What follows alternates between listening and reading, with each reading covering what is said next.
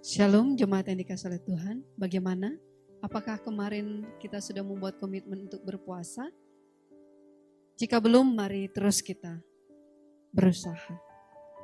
Sebelum kita melangkah, kita akan memasuki Lenten yang ketiga. Mari kita berdoa. Bapa di surga, berkatilah kami dengan firman-Mu, supaya kami semakin disadarkan akan setiap pelanggaran dan dosa kami, disadarkan akan pengorbanan Kristus. Terima kasih ya Tuhan, dalam nama Yesus kami berdoa. Amin. Tema kita pagi hari ini adalah mengarahkan mukaku. Terambil dari Daniel pasal yang ke-9, ayat yang ketiga dan yang keempat. Demikian firman Tuhan.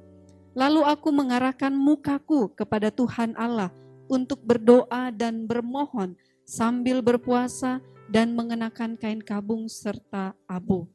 Maka aku Tuhan Allahku dan mengaku dosaku. Demikian, Tuhan, Allah yang maha besar dan dahsyat, yang memegang perjanjian dan kasih setia terhadap mereka yang mengasihi Engkau, serta berpegang pada perintah-Mu.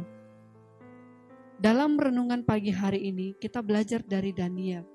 Dia menyadari akan segala keberdosaan dirinya, tetapi tidak hanya dirinya. Keberdosaan bangsanya, tetapi tidak hanya bangsanya.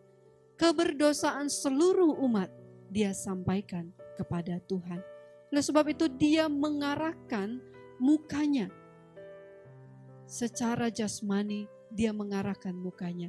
Tetapi sebenarnya Daniel mengarahkan hatinya, menghancurkan hatinya di hadapan Tuhan. Karena segala keberdosaannya. Bapak Ibu Saudara yang dikasihi oleh Tuhan, ketika kita mengambil suatu komitmen untuk berdoa dan berpuasa, itu adalah hal yang baik.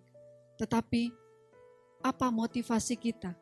Membawa bangsa kita, membawa diri kita, membawa seluruh isi keluarga kita, membawa pergumulan kita, semua sangat baik. Tetapi yang paling penting, menyadari bahwa kita orang yang berdosa.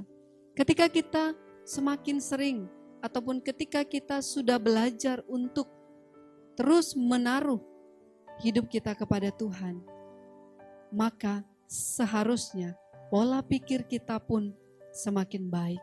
Ketika kita berdoa dan berpuasa, maka tutur kata kita pun haruslah semakin baik. Ketika kita berdoa dan berpuasa di masa Lenten ini, maka sikap hidup kita haruslah menjadi teladan bagi banyak orang. Daniel adalah salah satu tokoh yang terus memiliki komitmen untuk berdoa dan berpuasa, mencari Tuhan senantiasa. Bagaimana dengan hidup kita?